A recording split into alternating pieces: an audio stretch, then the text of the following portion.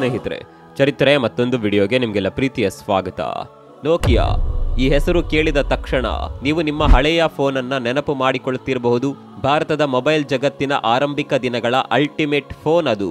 ಎಷ್ಟೇ ಉಪಯೋಗಿಸಿದ್ರೂ ಅದರ ಬ್ಯಾಟರಿ ಯಾವತ್ತೂ ಕಡಿಮೆ ಆಗ್ತಾ ಇರಲಿಲ್ಲ. ಬಳಸಿದ್ದಷ್ಟು ಬಾಳಿಕೆ ಬರುವ ಡಿವೈಸ್. ಮೇಲ್ನಿಂದ ಬಿದ್ದರೂ ಸೈ, ಮನೆಯ ಮೇಜಿಗೆ ತಾಗಿದ್ರು ಸೈ, ಅದರಿಂದ ಸಮಸ್ಯೆಗಳೇ ಇರಲಿಲ್ಲ ಎನ್ನುವಷ್ಟು ಗಟ್ಟಿಯಾಗಿದ್ದ ಫೋನ್ ಅದು.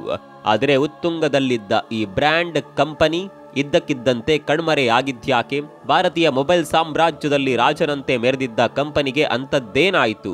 ಬಹುತೇಕರು ಇನ್ನೇನು ನೋಕಿಯಾದ ಜಮಾನ ಮುಗಿಯಿತು ಅಂತಾಲೆ ಅಂದುಕೊಂಡಿದ್ದಾರೆ. ಅದರಲ್ಲೂ 2008ರ ಬಳಿಕ ಆಂಡ್ರಾಯ್ಡ್ ಹಾಗೂ ಐಫೋನ್ಗಳ ಭರಾಟೆಯಲ್ಲಿ ನೋಕಿಯಾ ಜನಮಾನಸದಿಂದ ದೂರವಾಗಿದೆ ಅಂತಾಲೆ ಅಂದುಕೊಂಡಿದ್ದಾರೆ. ಆದರೆ ಇದು ನಿಜಕ್ಕೂ ಎಷ್ಟು ಸರಿ? ಹಾಗಾದ್ರೆ ನೋಕಿಯಾ ಯುಗ ಮುಗೀತಾ ಅಂತ ಕೇಳಿದ್ರೆ ಖಂಡಿತವಾಗಿಯೂ ಇಲ್ಲ. ಯಾಕಂದ್ರೆ ನೋಕಿಯಾ ಕಂಪನಿ ತಾನೇ ಸ್ವತಃ ತೆಗೆದುಕೊಂಡ ನಿಲುವಿನಿಂದಾಗಿ ಕೊಂಚ ಕಾಲ ಹಿಂದೆ ಸರಿದಿತ್ತು ಅಷ್ಟೇ. ಇದೀಗ ಕಂಪನಿ ಟೆಲಿಕಾಂ ಜಗತ್ತಿನಲ್ಲಿ ಮತ್ತೆ ಮುಂಚೂಣಿಗೆ ಬಂದು ನಿಲ್ಲುವಂತಹ ಸಾಹಸ ಮಾಡಿದೆ. ಜನರು ಬಹುತೇಕ ಈ ಬ್ರ್ಯಾಂಡ್ ಹೆಸರೇ ಮರೆತು ಹೋಗಿದ್ದರು. ಆದರೆ ಇದೀಗ ಮತ್ತೆ ನೋಕಿಯಾ ಹೆಸರು ಮೊಬೈಲ್ ಮಾರುಕಟ್ಟೆಯಲ್ಲಿ ಕೇಳಿ ಬರ್ತಾ ಇದೆ. ಇದಕ್ಕೆ ಕಾರಣ 5G ಟೆಕ್ನಾಲಜಿಯೊಂದಿಗೆ ನೋಕಿಯಾ ಕಮ್ಬ್ಯಾಕ್ ಮಾಡ್ತಿರೋದು. ಜೊತೆಗೆ ಹೊಸ ತಂತ್ರಜ್ಞಾನ, ಹೊಸ ಉತ್ಪನ್ನ ಹಾಗೂ ಹೊಸ ಲೀಡರ್ಶಿಪ್ನೊಂದಿಗೆ ನೋಕಿಯಾ ಈಗಲೂ ತನ್ನನ್ನ ಟೆಲಿಕಾಂ ಜಗತ್ತಿನ ಶಕ್ತಿಶಾಲಿ ಪೈಪೋಟಿದಾರ ಅಂತ ನಿರೂಪಿಸಲು ಹೊರಟಿದೆ. ಆದರೆ ಈಗಿರುವ ಪ್ರಶ್ನೆ ಏನಂದ್ರೆ, ಇಂತಹ ತುರುಸಿನ ಪೈಪೋಟಿ ನಡುವೆ ಇದು ಸಾಧ್ಯವೇ? ಕಂಪನಿ ಮುಂದಿರುವ ಸವಾಲುಗಳೇನು? ಅಸಲಿಗೆ ಸಂಪೂರ್ಣವಾಗಿ ಬರ್ಬಾದ್ ಆಗಿದ್ದ ನೋಕಿಯಾ ಮತ್ತೆ ದೊಡ್ಡ ಮಟ್ಟದಲ್ಲಿ ಸದ್ದು ಮಾಡ್ತಿರೋದೇಗೆ? ಇವುಗಳೆಲ್ಲವನ್ನ ಇವತ್ತಿನ ಎಪಿಸೋಡ್ನಲ್ಲಿ ನೋಡೋಣ ಬನ್ನಿ.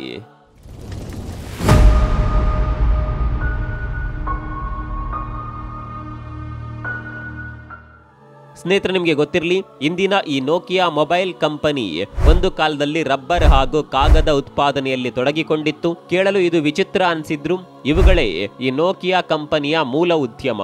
ಇಲ್ಲಿಂದಲೇ ನೋಕಿಯಾ ಕಂಪನಿಯ ಯಶೋಗಾಥೆ ಶುರುವಾಗಿತ್ತು. 90ರ ದಶಕದಲ್ಲಿ ಕಂಪನಿ ಉದ್ಯಮದ ವಿಸ್ತರಣೆಯ ಭಾಗವಾಗಿ ಟೆಲಿಕಾಂ ಇಂಡಸ್ಟ್ರಿಯಲ್ಲಿ ಎಂಟ್ರಿ ಆಗಿತ್ತು. ಅಲ್ಲಿಂದ ನೋಕಿಯಾ ಕಂಪನಿಯ ಅದೃಷ್ಟವೇ ಕುಲಾಯಿಸಿತು. 1996ರಲ್ಲಿ ನೋಕಿಯಾ ಕಂಪನಿಯ ಒಟ್ಟು ಆದಾಯ $8.7 ಬಿಲಿಯನ್ ಆಗಿತ್ತು.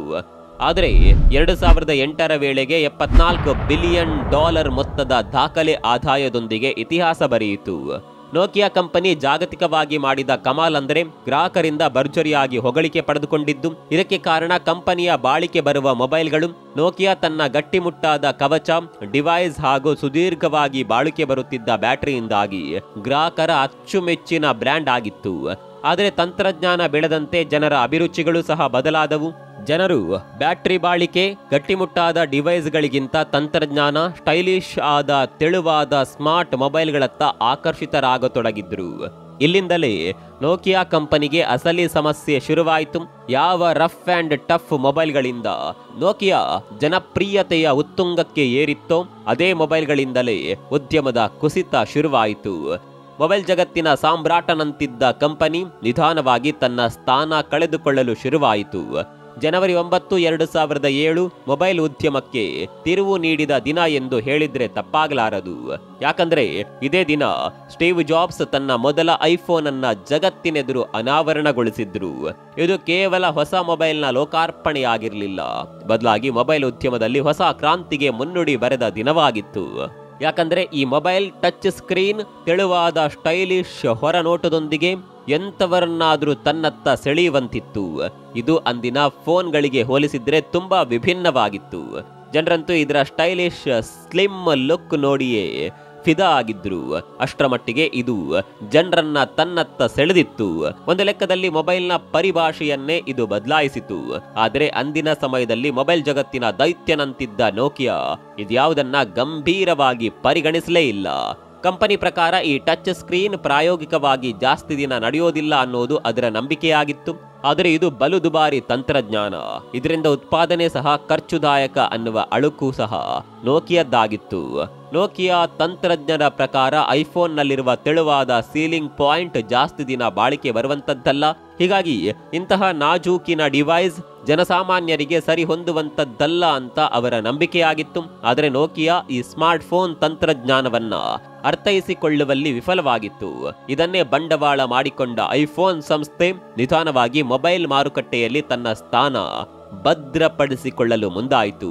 ಟಚ್ ಸ್ಕ್ರೀನ್ ಫ್ಯೂಚರ್ ಹಾಗೂ ಸ್ಮಾರ್ಟ್ ಲುಕ್ ನಿಂದಾಗಿ ಜನರು ಐಫೋನ್ನತ್ತ ಆಕರ್ಷಿತರಾಗತೊಡಗಿದ್ರು. ಅದರಲ್ಲೂ ಟಚ್ ಸ್ಕ್ರೀನ್ ತಂತ್ರಜ್ಞಾನ ಗ್ರಾಹಕರನ್ನ ಸೂಜಿಗಲ್ಲಿನಂತೆ ಸೆಳೆಯಿತು.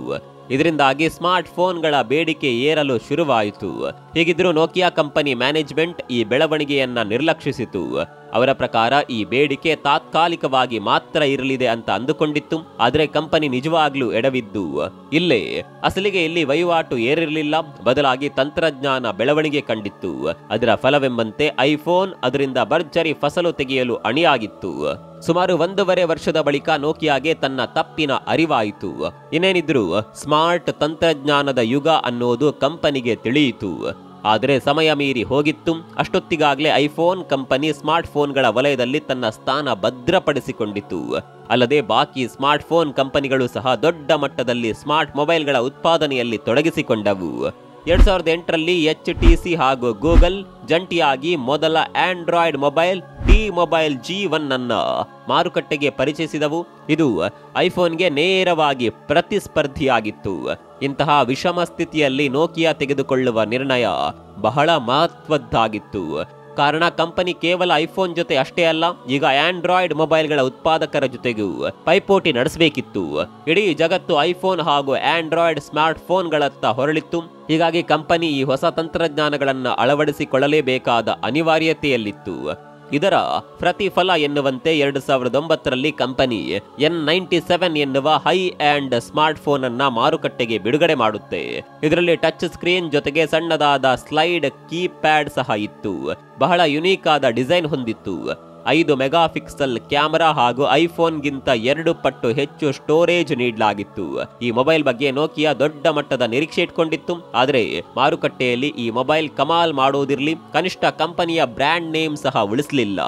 ಈ ಡಿವೈಸ್ ನಲ್ಲಿ ಟಚ್ ಸ್ಕ್ರೀನ್ ಇತ್ತು ಅಷ್ಟೇ, ಆದರೆ ಇದು ಗ್ರಾಹಕರಿಗೆ ಹಿತಕರ ಅನುಭವ ನೀಡುವಲ್ಲಿ ಸೋತಿತ್ತು. ಅದೆಲ್ಲದಕ್ಕಿಂತ ಹೆಚ್ಚಾಗಿ ನೋಕಿಯಾ ಈ N97 ಮೊಬೈಲ್ ನಲ್ಲಿ ತನ್ನ ಹಳೆಯ ಸಿಂಬೇನಿಯನ್ ಆಪರೇಟಿಂಗ್ ಸಿಸ್ಟಮ್ ತಂತ್ರಜ್ಞಾನವನ್ನ ಬಳಸಿಕೊಂಡಿತ್ತು. ಆಂಡ್ರಾಯ್ಡ್ಗೆ ಹೋಲಿಸಿದರೆ ಇದು ತುಂಬಾ ಔಟ್ಡೇಟೆಡ್ ತಂತ್ರಜ್ಞಾನವಾಗಿತ್ತು. ತುಂಬಾ ಸಂಕೀರ್ಣವಾದ ಈ ತಂತ್ರಜ್ಞಾನ ಫ್ಲೆಕ್ಸಿಬಿಲಿಟಿ ವಿಚಾರವಾಗಿಯೂ ತುಂಬಾ ಕೆಳಮಟ್ಟದಲ್ಲಿತ್ತು. ಹೀಗಾಗಿ ಈ N97 ತೋಪೆದ್ದು ಹೋಯಿತು. ಅಲ್ಲದೆ ಥರ್ಡ್ ಪಾರ್ಟಿ ಆಪ್ ಡೆವಲಪರ್ಸ್ ಗಳು ಕೂಡ ಈ ಸಿಂಬೇನಿಯನ್ ಆಪರೇಟಿಂಗ್ ಸಿಸ್ಟಮ್ ಆಧಾರಿತ ಆಪ್ ತಯಾರಿಸುವಲ್ಲಿ ಸಾಕಷ್ಟು ಕಷ್ಟಪಡಬೇಕಿತ್ತು. ಹೀಗಾಗಿ N97 ಆಪ್ ಸ್ಟೋರ್ ನಲ್ಲಿ ಕೇವಲ ಬೆರಳೆಣಿಕೆಯಷ್ಟು ಆಪ್ಗಳು ಲಭ್ಯವಿದ್ದವು. ಇದು ಸಹ ಈ ಮೊಬೈಲ್ ಮಾರಾಟದಲ್ಲಿ ಹಿನ್ನಡೆ ತಂದಿತು. ದೊಡ್ಡದಾದ ಬ್ರ್ಯಾಂಡ್ ನೇಮ್ ಹಾಗೂ ಗಟ್ಟಿಮುಟ್ಟಾದ ಹಾರ್ಡ್ವೇರ್ ಹೊಂದಿದ್ರು N97 ಮಾರುಕಟ್ಟೆಯಲ್ಲಿ ಬಿಕರಿಯಾಗಿರಲಿಲ್ಲ. ಇದರ ಪರಿಣಾಮ ಎನ್ನುವಂತೆ ಒಂದೇ ವರ್ಷದಲ್ಲಿ ನೋಕಿಯಾ ವಹಿವಾಟು 23% ಕುಸಿತ ಕಂಡಿತು. ಅಂದ್ರೆ $74 ಬಿಲಿಯನ್ ನಿಂದ $57 ಬಿಲಿಯನ್ ಗೆ ಆದಾಯ ಕುಸಿಯಿತು. ಮಾರುಕಟ್ಟೆಯಲ್ಲಿ ಇದೊಂದು ದೊಡ್ಡ ಹೊಡೆತವಾಗಿತ್ತು. ಈ ಘಟನೆಯಿಂದ ಕಂಪನಿಗೆ ತಂತ್ರಜ್ಞಾನದ ವಿಚಾರದಲ್ಲಿ ತಾನು ಬಹಳ ಹಿಂದಿರುವ ವಿಚಾರ ಅರಿವಿಗೆ ಬಂತು. ಒಂದು ಕಾಲದಲ್ಲಿ ಸಿಂಬೇನಿಯನ್ OS ನೋಕಿಯಾದ ಅತಿದೊಡ್ಡ ಸಾಮರ್ಥ್ಯವಾಗಿತ್ತು. ಆದರೆ ಬದಲಾದ ಕಾಲಘಟ್ಟದಲ್ಲಿ ಅದೇ ಆಪರೇಟಿಂಗ್ ಸಿಸ್ಟಮ್ ನೋಕಿಯಾ ಪಾಲಿಗೆ ಸಮಸ್ಯೆಯಾಗಿತ್ತು. ಒಂದರ್ಥದಲ್ಲಿ ಕಂಪನಿ ಮತ್ತೆ ಮೂಲದಿಂದ ಕಾರ್ಯಾರಂಭ ಮಾಡಬೇಕಾದ ಅನಿವಾರ್ಯತೆಗೆ ಸಿಲುಕಿತ್ತು. ಹೀಗಾಗಿ ಉದ್ಯಮವನ್ನ ಮೇಲೆತ್ತುವ ನಿಟ್ಟಿನಲ್ಲಿ ಕಂಪನಿ ತಂತ್ರಜ್ಞ ಸ್ಟಿಫನ್ ಇಲೋಪ್ ರನ್ನ CEO ರನ್ನಾಗಿ ನೇಮಕ ಮಾಡಿತ್ತು. ಅಂದಹಾಗೆ ಸ್ಟಿಫನ್ ಇಲೋಪ್ ಈ ಹಿಂದೆ ಮೈಕ್ರೋಸಾಫ್ಟ್ ನ ಬಿಸಿನೆಸ್ ಹೆಡ್ ಆಗಿ ಕಾರ್ಯನಿರ್ವಹಿಸಿದ್ದರು. ಕಂಪನಿಯನ್ನ ತಳಮಟ್ಟದಲ್ಲಿ ಹೊಸ ತಾಂತ್ರಿಕತೆಗೆ ಸಿದ್ಧಪಡಿಸುವುದು ಸೇರಿದಂತೆ ಸಂಸ್ಥೆಯನ್ನ ಹೊಸ ದಿಕ್ಕಿಗೆ ಕರೆದುಕೊಂಡು ಹೋಗುವ ಮಾತ್ರ ಜವಾಬ್ದಾರಿ ಸ್ಟಿಫನ್ ಲೋಪ್ ಮೇಲಿತ್ತು.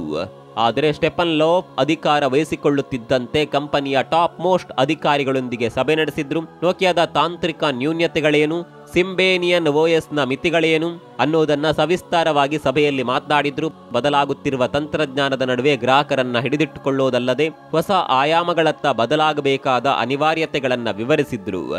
ಆದರೆ ಸ್ಟೆಫನ್ ಅವರ ಈ ಮಾತುಗಳು ನೋಕಿಯಾ ಷೇರುದಾರರು ಹಾಗೂ ಸಿಬ್ಬಂದಿ ನಡುವೆ ದೊಡ್ಡ ಗೊಂದಲವನ್ನೇ ಸೃಷ್ಟಿ ಮಾಡಿದವು.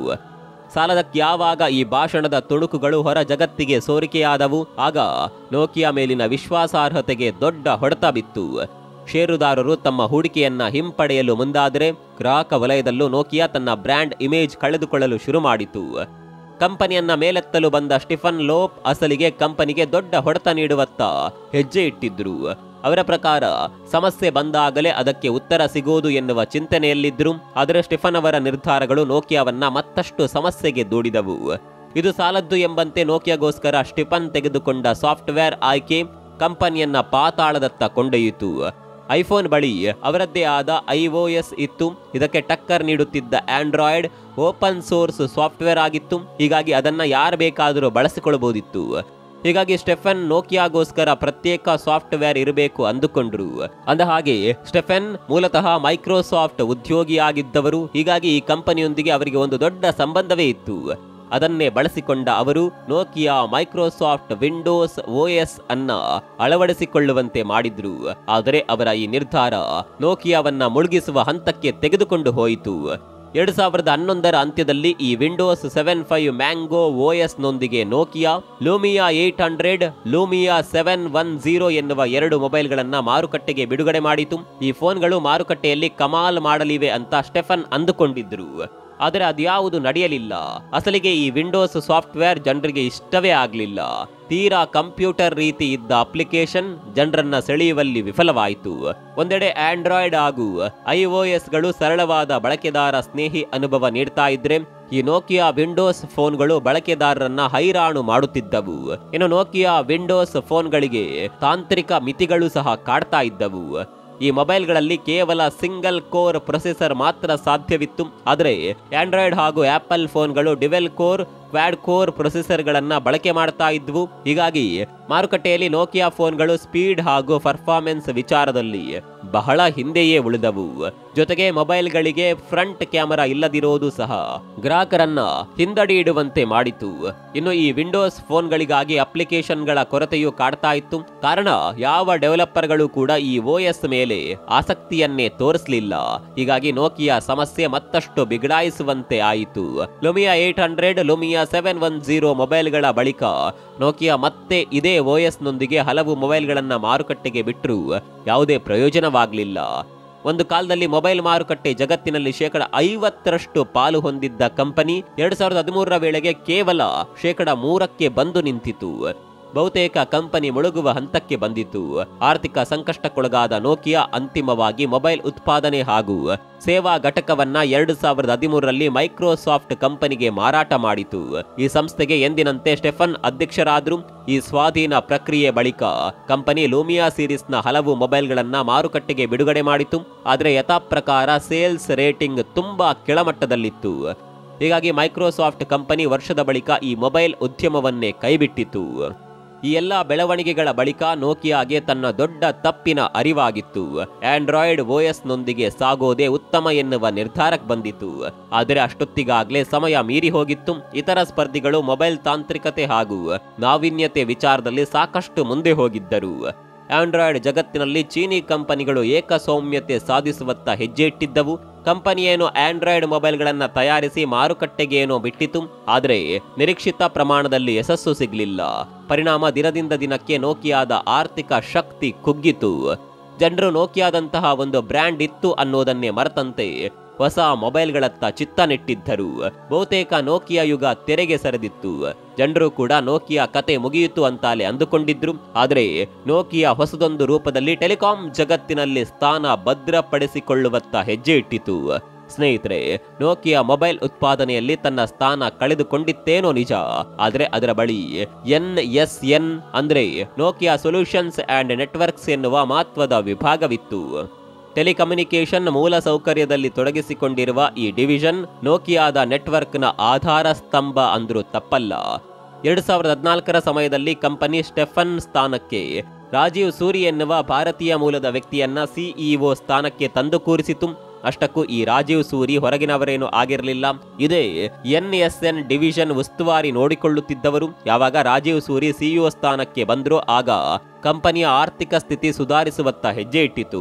ಮೊಬೈಲ್ ಉತ್ಪಾದನೆಯ ಬದಲಾಗಿ ನೆಟ್ವರ್ಕ್ ಸೊಲ್ಯೂಷನ್ಸ್ ಹಾಗೂ 5G ತಂತ್ರಜ್ಞಾನದ ವಿಚಾರದಲ್ಲಿ ರಾಜೀವ್ ಸೂರಿ ಫೋಕಸ್ ಮಾಡಿದ್ರು. ಕಂಪನಿಯ ಒಂದಷ್ಟು ಹೂಡಿಕೆಯನ್ನ ಇದಕ್ಕೆಂದೇ ಮಾಡಲಾಯಿತು. ಇದರ ಪ್ರತಿಫಲ ಎನ್ನುವಂತೆ 2015ರಲ್ಲಿ ಕಂಪನಿ ನೋಕಿಯಾ ರೀಫ್ ಶಾರ್ಕ್ ಎನ್ನುವ 5G ನೆಟ್ವರ್ಕ್ ಚಿಪ್ ಅನ್ನ ಪರಿಚಯಿಸಿತು. ಇದನ್ನ 5G ನೆಟ್ವರ್ಕ್ ಸಾಧನಗಳಲ್ಲಿ ಉಪಯೋಗಿಸಲಾಗುತ್ತೆ. ಸರಳ ಭಾಷೆಯಲ್ಲಿ ಹೇಳೋದಾದ್ರೆ ಇದನ್ನ ಆಂಟನಾ ಅಥವಾ ಟವರ್ ಬೇಸ್ ಸ್ಟೇಷನ್ಗಳಲ್ಲಿ ಬಳಸಲಾಗುತ್ತೆ. ರೀಫ್ ಶಾರ್ಕ್ ಚಿಪ್ನ ಕೆಲಸ ಅಂದ್ರೆ ಇದು ಅತ್ಯಂತ ವೇಗದಲ್ಲಿ ಡಾಟಾವನ್ನ ರವಾನಿಸುತ್ತದೆ, ಜೊತೆಗೆ ನೆಟ್ವರ್ಕ್ನ ಸಾಮರ್ಥ್ಯವನ್ನ ಇದು ವೃದ್ಧಿಸುತ್ತದೆ. ಬೇರೆ 5G ಚಿಪ್ಗಳಿಗೆ ಹೋಲಿಸಿದ್ರೆ ಈ ನೋಕಿಯಾ ರೀಫ್ ಶಾರ್ಕ್ 84 GPIT ಸ್ಪೀಡ್ನಲ್ಲಿ ಡಾಟಾ ರವಾನಿಸುತ್ತದೆ. ಇದಲ್ಲದೆ ಇದು ಚಿಕ್ಕದಾಗಿತ್ತು, ಕಡಿಮೆ ವಿದ್ಯುತ್ ಹೀರಿಕೊಳ್ಳುವ ಸಾಧನವಾಗಿದೆ. ಹೀಗಾಗಿ ಈ ಚಿಪ್ ಬಲು ಬೇಗನೆ ಜನಪ್ರಿಯವಾಯಿತು. ಟೆಲಿಕಾಂ ಕಂಪನಿಗಳು ಒಂದರ ಮೇಲೊಂದರಂತೆ ಈ ಸಾಧನವನ್ನ ಖರೀದಿಸಲು ಮುಂದಾದವು. ಚಿಪ್ ಉದ್ಯಮದಲ್ಲಿ ಈ ಮೊದಲೇ ತೊಡಗಿಸಿಕೊಂಡಿದ್ದ ಎರಿಕ್ಸನ್ ಹಾಗೂ ಹುವಾಯಿಗಿಂತ ನೋಕಿಯಾ ರೀಫ್ ಶಾರ್ಕ್ ಚಿಪ್ ಬಹಳ ಭಿನ್ನ ಬಗೆಯ ಅಭಿಪ್ರಾಯ ರೂಪಿಸಿತು. ಇದರ ಪರಿಣಾಮ ಅನ್ನುವ ಹಾಗೆ ನೋಕಿಯಾ ಜಗತ್ತಿನ ದೊಡ್ಡ ಟೆಲಿಕಾಂ ಸಂಸ್ಥೆಗಳಾದ ವೊಡಾಫೋನ್, AT&T ಹಾಗೂ ಜಪಾನ್ನ ಡೊಕೊಮೊ ಕಂಪನಿಗಳೊಂದಿಗೆ ಒಡಂಬಡಿಕೆ ಮಾಡಿಕೊಂಡಿತು. ಈ ಒಪ್ಪಂದವನ್ನ ಸರಳ ಭಾಷೆಯಲ್ಲಿ ಹೇಳೋದಾದ್ರೆ ನೋಕಿಯಾ 5G ಚಿಪ್ಗಳನ್ನು ತಯಾರಿಸಿ ಮಾರಾಟ ಮಾಡುತ್ತದೆ. ಈ ಕಂಪನಿಗಳು ತಮ್ಮ ನೆಟ್ವರ್ಕ್ಗಳಲ್ಲಿ ಅದನ್ನ ಬಳಸಿಕೊಳ್ಳುತ್ತವೆ. 2020ರ ವೇಳೆಗೆ ನೋಕಿಯಾ ಕಂಪನಿ ಸುಮಾರು 100 ಟೆಲಿಕಾಂ ಕಂಪನಿಗಳೊಂದಿಗೆ ಚಿಪ್ ಸರಬರಾಜು ಒಪ್ಪಂದ ಮಾಡಿಕೊಂಡಿತು. ಇದೀಗ ಈ ಅಂಕಿ 300 ದಾಟಿದೆ. ಇಂದು ಜಾಗತಿಕ ನೆಟ್ವರ್ಕ್ ಜಗತ್ತಿನಲ್ಲಿ ನೋಕಿಯಾ 29% ಪಾಲನ್ನ ಹೊಂದಿದೆ. ಆ ಮೂಲಕ ನೆಟ್ವರ್ಕ್ ಸೊಲ್ಯೂಷನ್ ಹಾಗೂ 5G ದುನಿಯಾದಲ್ಲಿ ನೋಕಿಯಾ ರಾಜನಂತೆ ರಾರಾಜಿಸುತ್ತಿದೆ. ರಾಜೀವ್ ಸೂರಿ ತೆಗೆದುಕೊಂಡ ದಿಟ್ಟ ನಿರ್ಧಾರ ಮುಳುಗಿ ಹೋಗುತ್ತಿದ್ದ ಕಂಪನಿಯನ್ನ ಮತ್ತೆ ಅಗ್ರ ಪಂಕ್ತಿಗೆ ತಂದು ನಿಲ್ಲಿಸಿದೆ. ನೀವು ಕೂಡ ನೋಕಿಯಾ ಮೊಬೈಲ್ ಅನ್ನ ಬಳಸಿದ್ರೆ ಕಾಮೆಂಟ್ ಮಾಡಿ. ಮತ್ತೊಂದು ವಿಡಿಯೋದಲ್ಲಿ ಸಿಗೋಣ. ಅಲ್ಲಿವರೆಗೂ ನಮಸ್ಕಾರ.